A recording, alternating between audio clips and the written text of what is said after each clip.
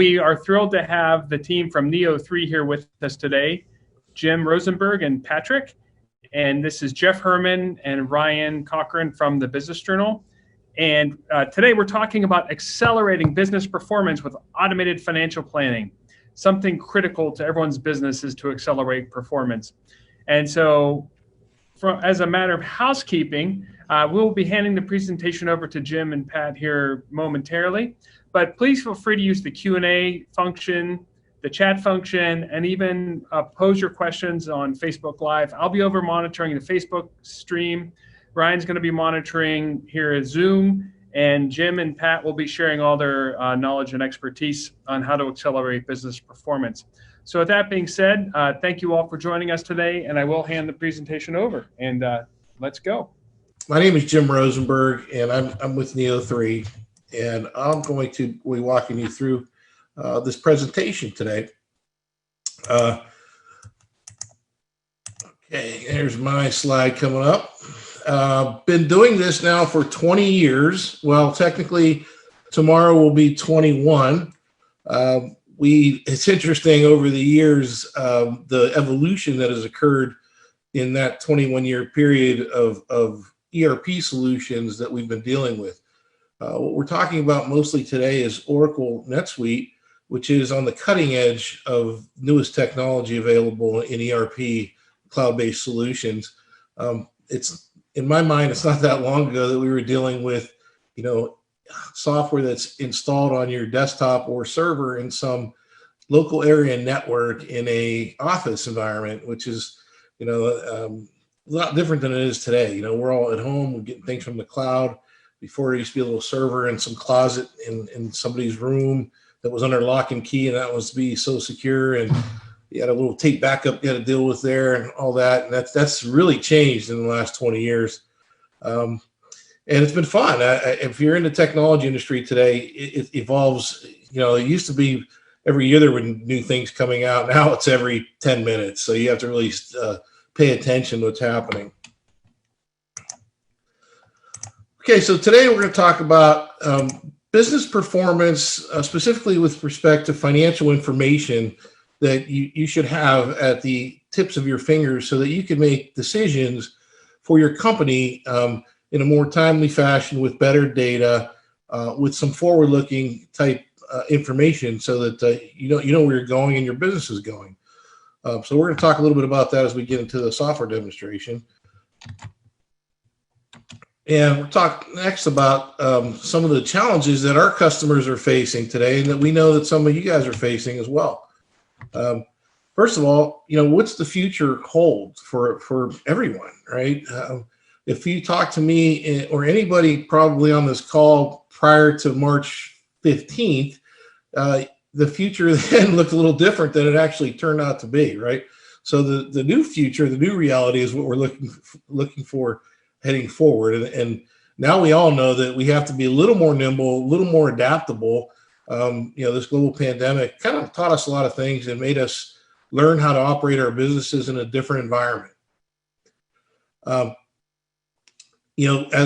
we speak down some of these checklist items we have on the screen right now, customer volatility is changing, right? Their demand is, it's instant gratification world that we're living in right now, right? We can't give a quote in a week. They want a quote now, or they want a quote on your website. They might not even want to talk to you. They want to go on a website, get your quote, or enter an order through a website.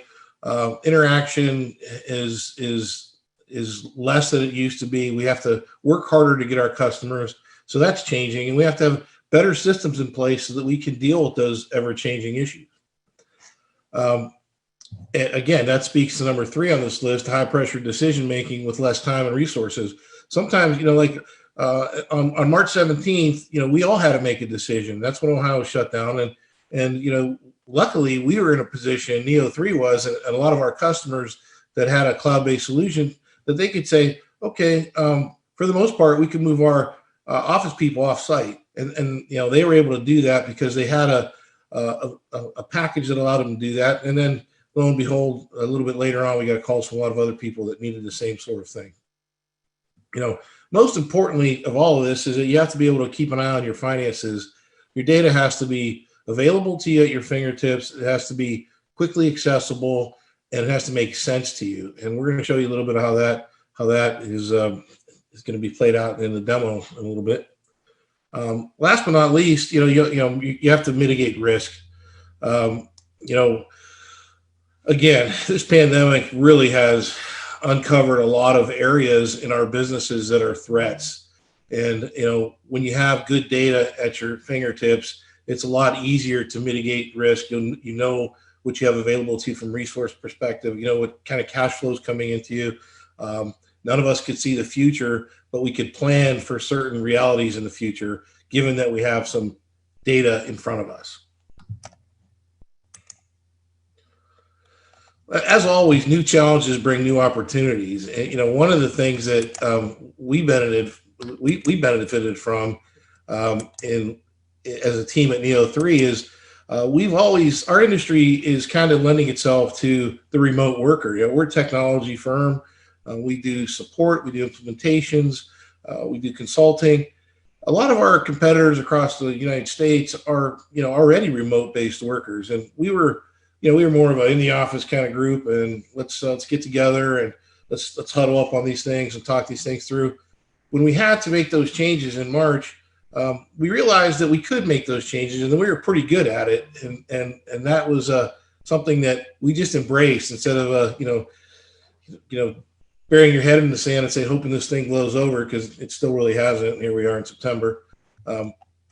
So we were able to embrace that change. And I think a lot of other customers and prospects out there were able to do the same. Additionally, you have to be able to focus on the big picture and take yourself out of the weeds when you're working on your business. And sometimes that's hard to do when all these things are coming at you. But if you have better data available to you, that helps you as well. And sometimes it's beyond the numbers, and you need to get a sense of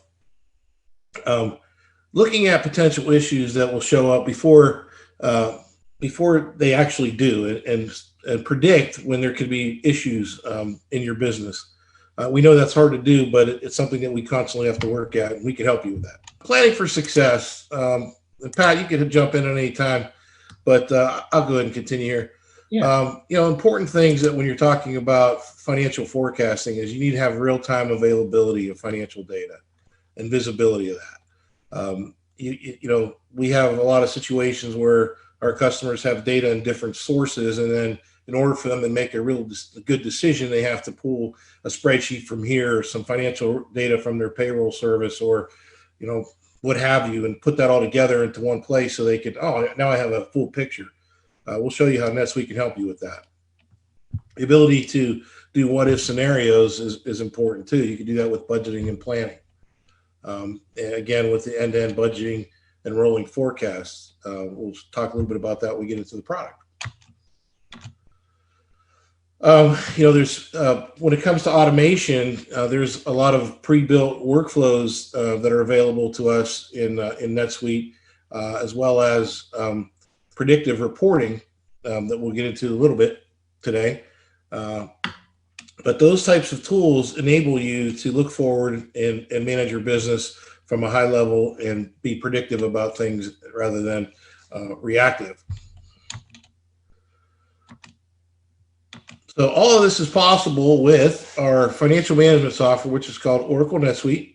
And we're going to get into that. I'm going to touch upon a few different areas within the software, go into a live version of the software, and take a few deep dives on a couple different items.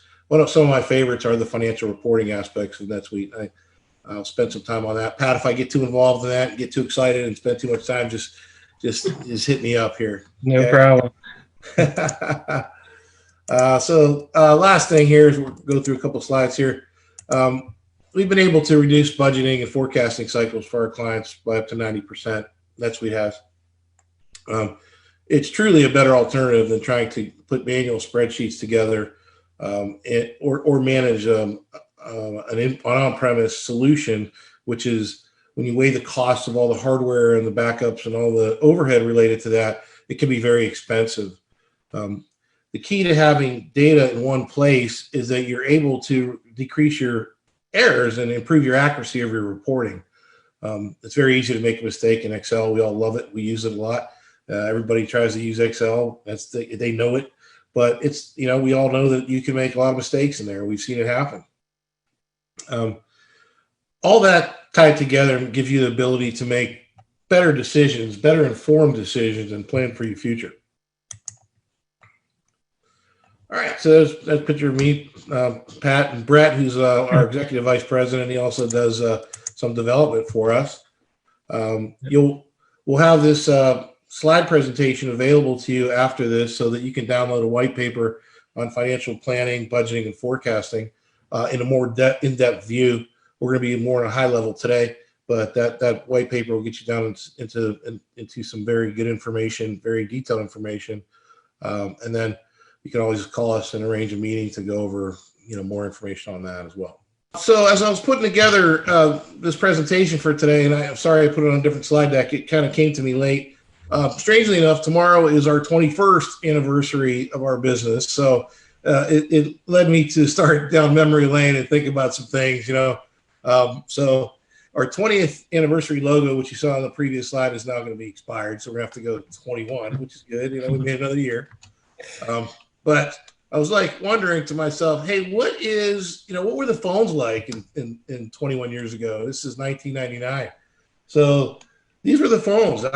Strangely enough, iPhones weren't even out until 2007. I thought that was amazing, right? I'm thinking to myself, wow, I think I had an iPhone forever. But in 1999, the Blackberries actually were just being invented or just rolling out. So these are the phones we used. And I had one, the second from the right. Bill Clinton was our president, right? And Unpretty by TLC was the #1 song on the top 40 charts, which I can't even remember. So I don't know if some of you guys can or not. Some technology things, right? Facebook was not a thing, and that didn't come about till 2004. Netflix was shipping DVDs to your house one at a time. Uber wasn't a thing till 2009. Y2K was still didn't happen. We were planning on that as happening, right? This was kind of a bad time to get in technology business. We were a little late to the party, but it worked out. Toyota Camry, best-selling vehicle in the United States, and Google wasn't even operating yet as a browser. So this is where we're at. And of course, Compaq was the top-selling computer brand in the United States, and they don't even exist today. So another strange thing that happened at that point in time, a company called NetLedger was celebrating its first anniversary. It is the first company to build an application on and for the internet. Well, and Netscape, if you can remember that one, anybody that's old enough, Netscape was the most popular internet browser at the time, and NetLedger was accessed through Netscape.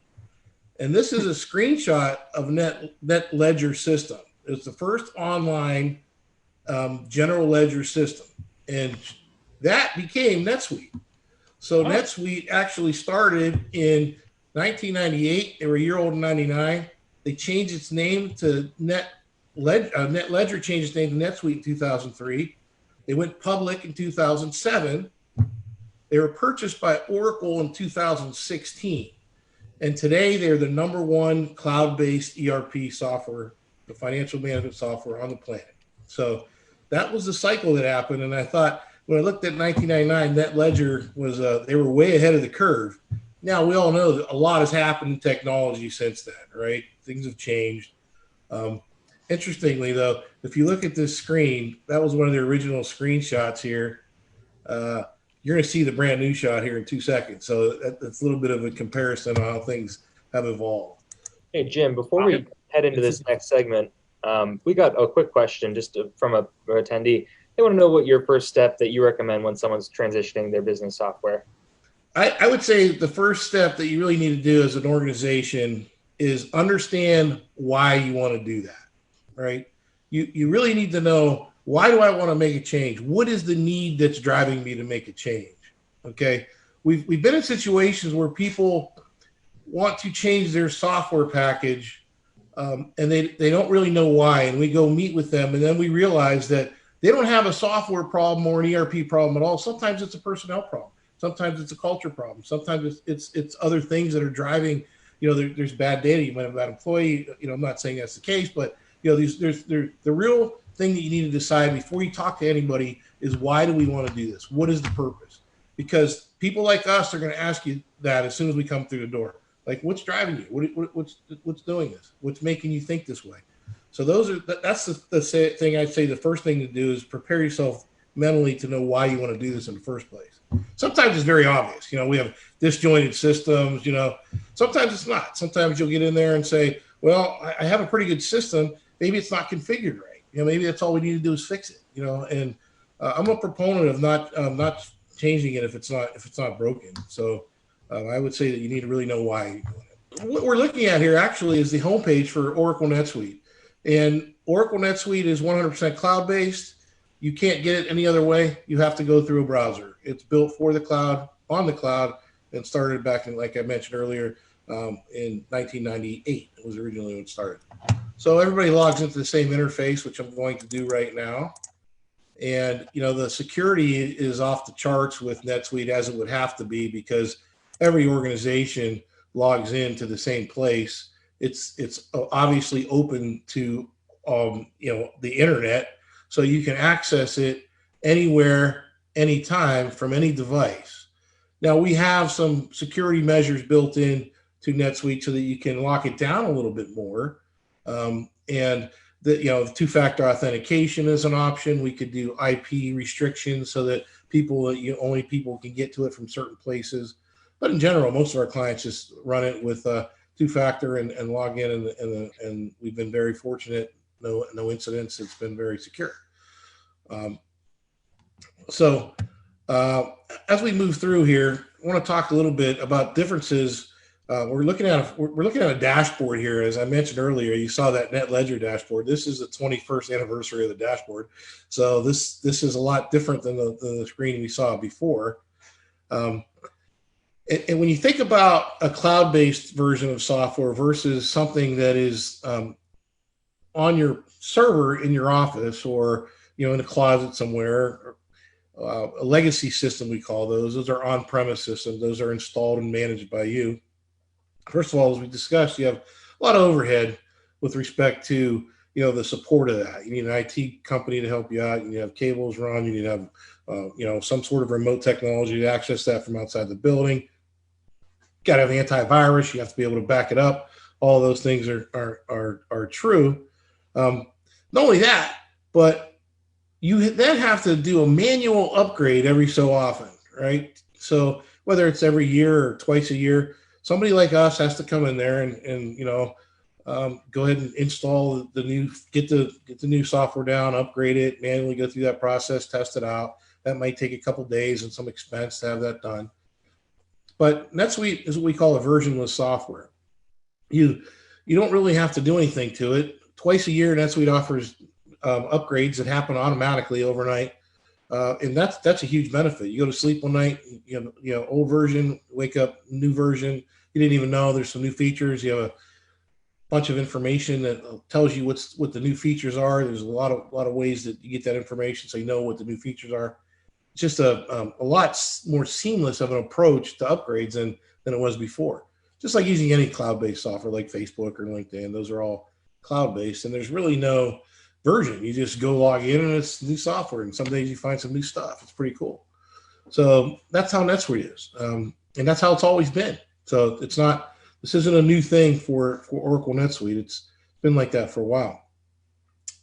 So I'm in the role as the CEO right now. This is what the dashboard looks like, but I'm going to quickly pop over to the role of CFO. We talked a little bit about financial planning and access to financial information.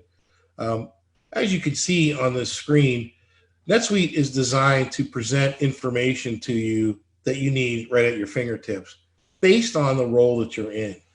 So for example, this is Mark Collins. I'm logged in as Mark. And as you can see in the top right, I have a couple roles here, but I'm going to be switching back and forth just so you can see NetSuite from different perspective, because NetSuite attempts to present all the data that you need to work with in your dashboard right in front of you. So this is a CFO. And of course, CFOs are constantly looking at a financial report. So This icon right here is an income statement. I'm going to go ahead and pop right through on that and run an income statement for this year. So this is just an income statement for this year. And as you can see down at the bottom here, I have a bunch of different subsidiaries that I'm working with in this demo company. One is NEO3 Holding Company, and then we have offices all over the world. We don't, but we're planning on it. For demo purposes, we could say that. We have just one in the United States. But you see, anybody with financial experience on the call might recognize that, hey, this is a consolidated report for multiple entities that before I had to do some sort of third party to get that data together, but now I have it all in one place. I could look at NEO3 US on its own and run that report, or I could say, hey, give me all of them consolidated and run a consolidated report and rerun that report. Now I have the consolidated totals. Then I'm thinking to myself, well, you know, that'd be great if I could see them side by side. So why don't I go to my column over here and say, show me subsidiaries, and refresh this so I can see subsidiaries in a column format. So there you go. So now I have an income statement that is broken down by subsidiary and totaled across the top, and I could see my different subsidiary amounts right from the screen. In some situations, that could take days to get together, if not weeks. You know, if you have different systems running on different for these different entities and getting them together, doing data conversion on foreign exchange, this all happens automatically within NetSuite. Typically, do people jump from managing things in Excel to NetSuite, or do they kind of go to QuickBooks Online to Net? Is there a graduation path? Yes, I would say there is. There's a couple different ways to look at it, right?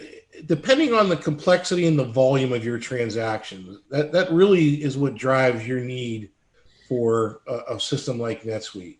We have users that are companies that are 2-user systems, all the way up to several thousand users using the same platform. The thing that's beautiful about that is that it's scalable by price, right? So you're paying the 2-user version of somebody that's paying, you know, using the same software at $7,000. Now we've noticed a lot of companies grow. They start out using QuickBooks Online or QuickBooks, installed, and then over a period of time they get bigger. The next thing you know, they're a $5 million, $10 million company having all these transactions. You still got their core financials in the back end. You know, they don't really have a good place to track their inventory. They can't really do sales orders that way. They're manufacturing, they're losing that. And all of a sudden they realize they have 5 different systems and 10 different spreadsheets that they're using to run their operation. And none of that data is connected. So if I'm an inventory manager who has a spreadsheet and I'm using it, the CFO doesn't know how much inventory we have. We have to do a count all the time. And so I think that when you start looking at a business and you start doing workarounds for everything in your organization to get data, that's when you know it's time for an integrated system that has one source of truth and all the data is based on one data set. So, and that's what NetSuite is.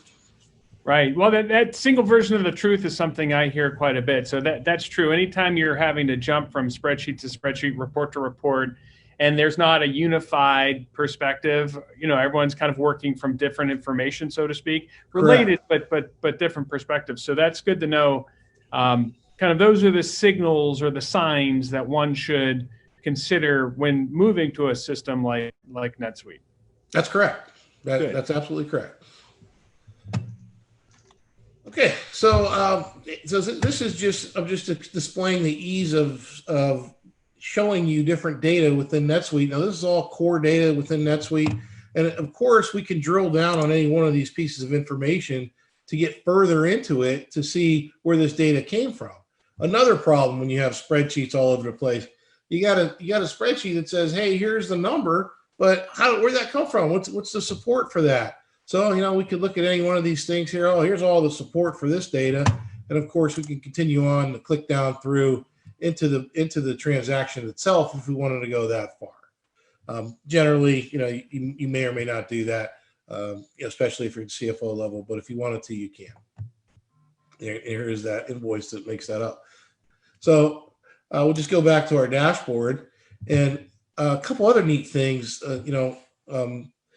about these dashboards is that, they're constantly being updated. This key performance indicators is different for every user, right? So you can we'll show you quickly in the CFO role here, different aspects, different information. For right here, I got sales information, I have revenue information. I could drill down on all these things. I have shortcuts to every piece of information that I need here. Here's my budget versus actual. So we have a budget in the system, and I put my budget amount in here. And budgets are very easy to maintain in NetSuite. We could copy budgets from previous years, or you can project out based on sales forecasts. In this case, we just built a budget based on previous year. So here's my budget, here's my actual, and again, these reports can be all broken out into different divisions, or they can be rolled up into one consolidated entity. We go back to the dashboard here. One other neat thing about NetSuite is we call this reminder concept here. And this is kind of the proactive thing that we have going on with NetSuite that tells you what you need to do as in your role on a given day or week or period. These reminders here tell me things that are coming up that I have to handle. For example, I'm logged in as a CFO. I have some expense reports of people that I need to approve here. Of course, I can click right through here and approve any one of these and save those. And those are now approved and pending payment. So things of that nature that get driven out of somebody else doing something, now we're able to know that we have to do something else. So the approval process, the workflows are built into NetSuite. And we'll go back to the dashboard here. And these dashboards are configurable for the things that you're interested in, not just the things that NetSuite is interested in. Although the years of experience and the study of best practices with industry, they provide you some of the best dashboards already out of the box. Like some of these graphs here, these are real-time graphs. You can look at them any way you like. This one happens to be income by period trend. You can see it from a sidebar standpoint or a line chart. Very pleasing data. Additionally, here's some financial data. We're in a CFO role. These data sets are all calculated by NetSuite and updated all the time.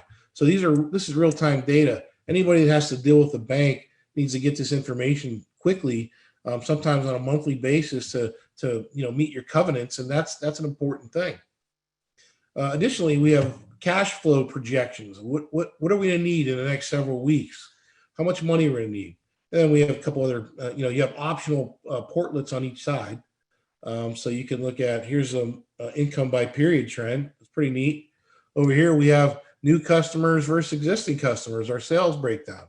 At a snapshot view, I can say, okay, we're doing pretty good with our new customers, almost half of our existing customer base. So there's good information right here.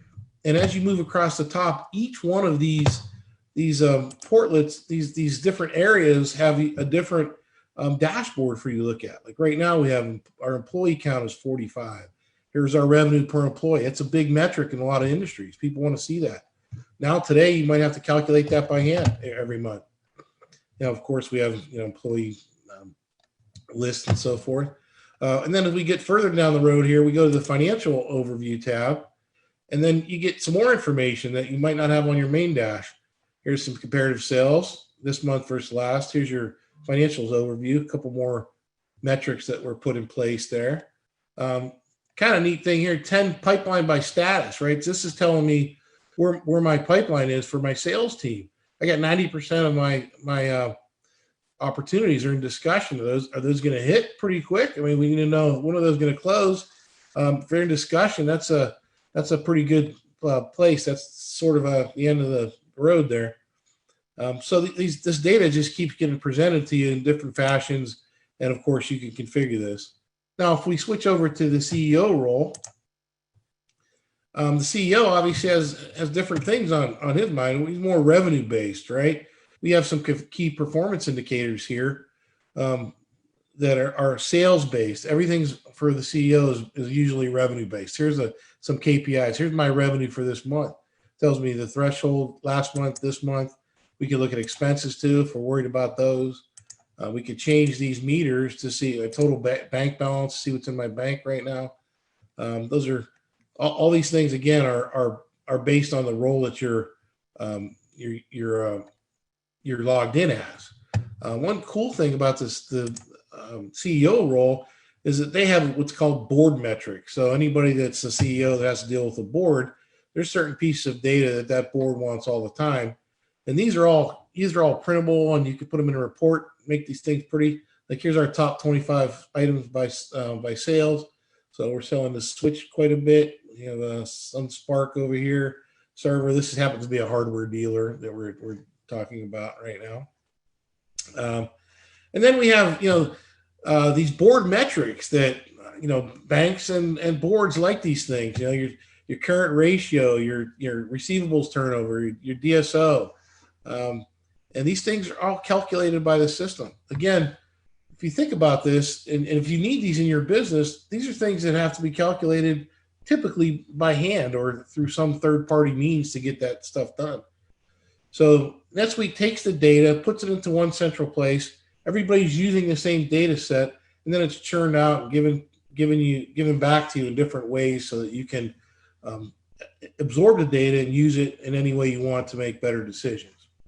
I know I don't want to ask you to spill the beans on who your kind of customers are, but if you could talk about maybe some of their feedback to you after they've implemented it, maybe let it run for a month or 2 months to see what kind of changes they've seen in their business, what they've been able to achieve. Do you have anything you'd like to share there? Yeah, I mean, some of the biggest things that we get are we've taken data, like I mentioned a little bit earlier. You sometimes, we used to call it the hairball, where you have a bunch of different systems connected together that aren't always in sync. And, we take that away because there's, when you look at NetSuite and its data structure, there's only one customer and everybody uses that same customer data set. There's only one inventory master. Everybody uses that. So the data that's coming out of the system is a lot more consistent than it was in the previous software they were using. It's also quicker to get reports. The data is real time versus things that are posted monthly or weekly. So those are some of the biggest problems that we solve, are the separation of data and the speed at which we can get that data through the system and back to the people that really need it. I see this being a really good upside for people who are in just-in-time manufacturing. Is that an area that you guys have worked with before? We do. And in those scenarios, one thing I forgot to mention, because NetSuite is structured on the internet, and I'm glad you brought this up because it reminded me of something I want to talk about, is that we're able to connect to other systems to talk about, like, for example, supply chain management.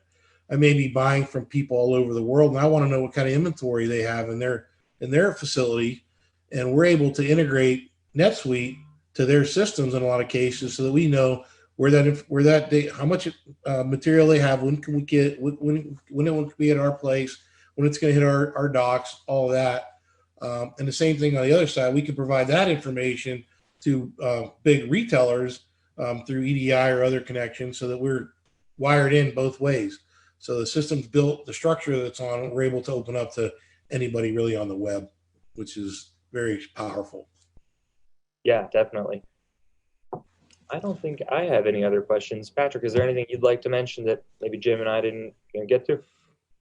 No, obviously, Jim covered a lot of it. One of the big things that we've been seeing recently, and Jim might have touched on a little bit earlier, was just, with your distributed and remote workforce, that a lot of it, which has happened, through the last few months, especially with COVID, being able to access the software, from multiple places, and then also being able to customize it for each individual user is a big thing. So, it's not just one canned thing that everybody has to use. You get to actually customize it so it works for that individual. Each person, again, you can button down a little bit of what they're able to do, but for the most part, they can make it so their day is pretty much in front of them. All the reminders are there and everything like that. So those are some of the big things to always, keep in mind. Yeah, one other thing, just remind me, Pat, speaking of distribution, you can get on your phone and your iPad and Android, and native Android, native iOS. The applications there in full force in those two platforms, and we use it like that all the time. What so I know that with a lot of softwares, there's different integrations for people in different industries. What are some of the popular ones that work really well with NetSuite that people have utilized together? There's some baseline integrations that we do a lot, right? Like, for example, ADP, right? A lot of people use ADP for their payroll because they've been doing it forever. They're very comfortable with that. ADP is a good company. So we have pre-built integrations to ADP so they can bring that information back into NetSuite on a pay period by pay period basis. So it's current, and no rekeying, there's no journal entries. We then take it upstream. On the sales side is where it's really getting interesting in the integrations, because NetSuite is a multi-channel product out of the box. It has its own e-commerce website, right? So it integrates you can have a website right in NetSuite that's using the same data. That's core NetSuite. But then there's other channels that you're selling through, right? You got eBay, you got Amazon, you got Shopify, you got all these other channels that you want to sell product on. And we've been doing a lot of integrations to those things directly. So that we can, put pricing information, images, available inventory, that sort of information we push right up to those websites real time, and and then the orders come back down and we get fulfilled real time. It's really neat. That's a lot of fun. We're having a lot of fun with that nowadays. That's a big part of what we're doing. Good. That's good to know. Yeah. I think a lot of people, when they think going into the process of determining if they need to do this, they may consider their current programs and softwares that they work with, like right. Maybe just they get a little bit put off because they're afraid that it's going to be too in the weeds, just too convoluted. But it doesn't sound like that's a problem with NetSuite. No, it's as with I'll caution everybody, and you want to kind of take things in pieces, right? You don't want to. We used to, first in the industry, we used to see these big bangs and replace every system all at once, and then you'd have to have the worst couple of weeks of your life as a user, and we don't want that, So we try to do things in a more strategic way, where we say, okay, first we're going to take care of your core financials, then we're going to get your manufacturing and inventory control, then we'll reach out to your sales channels and kind of phase it in over time. Makes it a lot more palatable for the users and for the customer, and it makes for a better implementation long term. We just got one question here. Hold me 1 second so I can read it. Someone who's currently an assistant to a controller of a manufacturing company, and they're training someone in human resources and payroll management to take over. They can see the advantages of NetSuite and everything that you've shown, that she would like some more info. So what can people who have some questions do to get in touch with you and learn a little bit more about NetSuite? Well, first, I'd like to kick that over to Pat. Pat's our VP of sales, so he handles all that. So, Patrick, take it from there. Yeah, definitely. Can obviously just reach directly out to me. My email is pretty simple. It's pat@neo3.com. And then my direct line is 330-702-8387. So you could, definitely do that. And then also, with the comment, actually, I could actually reach out to you also. That wouldn't be a problem at all. Because some of the questions that you asked and some of the things we haven't hit on, or actually we do, we've showed you a lot of the financial aspect of NetSuite, but there's also it does have built-in payroll, has built-in HR, things like that you could actually use, or we can connect to other systems that if you're more comfortable with those. So there's a lot of things, like that. So yeah, definitely you could, reach out directly to us and we could, discuss it. And I did see another question come through kind of on our industries that we serve, so NetSuite definitely can get into a lot of different industries. Some of our main ones we deal with are wholesale distribution, manufacturing, e-commerce, retail stores, advertising, media, publishing type companies, anybody that's like kind of in the services industry. We have nonprofits, software industry. So we really have a lot of different things. That's just naming a few. I mean, we can definitely, food, once you get into those, it's even more granular, just like into food and beverage, but things like that. So we could definitely handle a lot. If we can't, first, we will definitely let you know that it's not, our expertise. We don't ever want to get down that road either where we can't help you. So one of our main things we first initially meet with you is kind of try to discuss, are we a good fit? We want to be a good fit for each other. before we start moving forward. So that's something we always try to hit on with everybody. And one other thing I'd like to add is that you can always go to our website, right? We got a very short URL. It's NEO3.com. As you can see behind me, NEO3. We go by NEO3. And our website has a contact form on there too if you want to get some more information. And thanks to the folks at Palette Creative for doing such a nice job on that website as well. Any last statements before we head out? No, just thank you all for your time today, and feel free to reach out to us at any point. And you have a great day and charge on through the COVID pandemic. Keep going. Great. Totally agree. Jim, Thanks, everybody. Thanks so much for joining us, and I'd like to thank everybody who attended today. Okay, take care. Thanks, guys. Bye, guys.